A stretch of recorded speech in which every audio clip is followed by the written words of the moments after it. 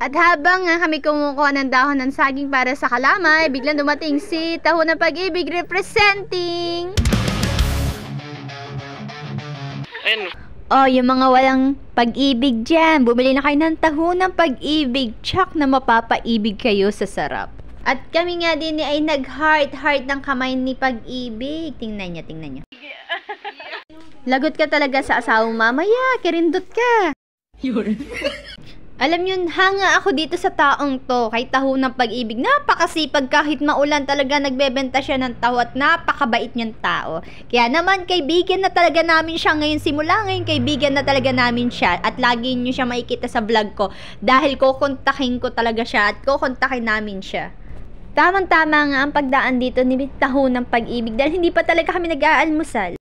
Dahil pagkagising at pagkamulat agad ng aming mata ay kami ay kumuha na ng dahon ng sagi para magamit mamaya sa pagluluto namin ng kalamay at tikoy. Kalamay tikoy, basta magkasama na yun, kalamay tikoy daw.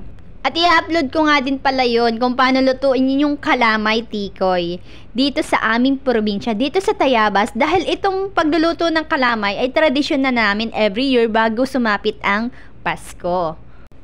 Ang sarap kaya ng kalamay, lalo na pag Pasko, lalo na pag yung kalamay inabot na ng 1 buwan, nakatenga, at talagang ang sarap na niya, yung sobrang, yung may amag-amag na sa ibabaw, sulit yung sarap.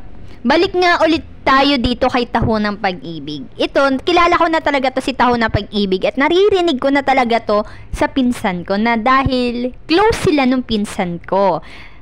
Kaya naman, sabi ko, sige, gusto ko tong makita si Taho ng Pag-ibig. Talagang isasama ko to sa vlog. At, ayan nga, wish granted. Nakakasama siya sa aking vlog. At, syempre, pinalo ko na din siya. At sabi ko nga sa kanya, pinalo ko siya pero hindi niya ako pinalo. Kaya naman, sabi niya, ipapalo din daw niya ako. Kaya naman, Taho ng Pag-ibig, mga minsan magkukulab ulit tayo, ha? Kasama yung aking pinsan. Yung pinsan ko kasi vlogger din. Sa itong kapatid ko, vlogger din yung nakaitim na yun. Kaso nga lang ay tinatamad talaga siya mag-post, mag-video-video at mag-edit-edit. Yung pinsan ko talaga, super duper yun. Number 1 fans ko yun. Kaya, thank you sa inyong lahat na sumusuporta sa akin. Thank you for watching. Don't forget to follow. Okay lang po, kulang.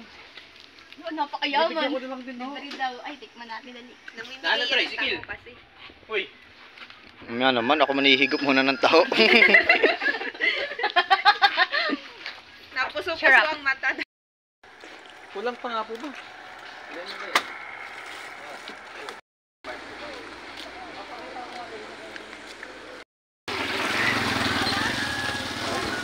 Sarap ng taho.